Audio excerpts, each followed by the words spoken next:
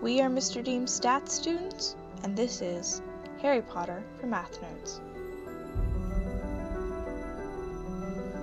Now, if you look at the most popular books sold in millions worldwide, not only is Harry Potter in third place, following just 2 places behind the Bible, it is also 4 spots ahead of the book which shall not be named.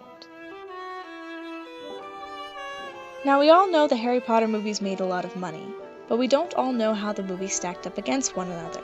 The movie started out strong, spiking at the 4th movie, only to drop a little before skyrocketing for the last 2 installments. That's certainly a lot of Potterheads going to the movies. And since we are on the subject of movies, let's compare the movie minutes to pages per book ratio. Now, the linear regression has a positive slope, while the R-squared tells us that 9.3% of the variation in movie length can be explained by the model. Book 5 comes in at the highest ratio of book pages to minutes for the movie.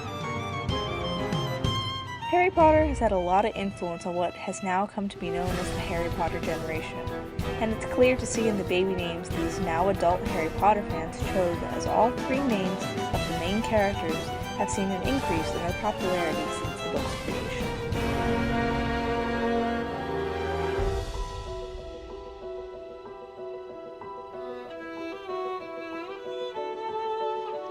Now, Harry Potter, at least from the Quidditch games presented to us, has a perfect record when it comes to catching the snitch, though he doesn't always catch it with his hand. In fact, he catches it with his mouth in the first game, a fact that will be important in the last book. Good job planning ahead on that one, JK. Now for a chart brought to you by our friends on Tumblr. So Voldemort wants to kill Harry, right? That's the ultimate goal, or at least it would seem that way. However, what Voldemort does when he has the chance to kill Harry might lead a bystander to otherwise, as he does just about anything but kill Harry. In fact, he spends most of his killing opportunities just talking, a very small portion of the pie actually being taken up by his attempts on his life.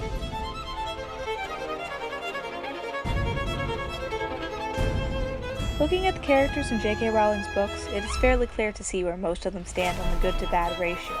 But there is one character who can actually be put in both categories. It's, well, you guessed it, Snape.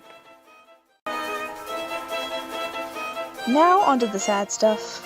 Alas, poor Fred, we must look at the death count per book.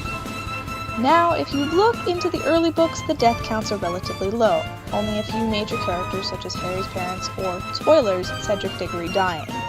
But as we approach the last book, we see a toll until boom!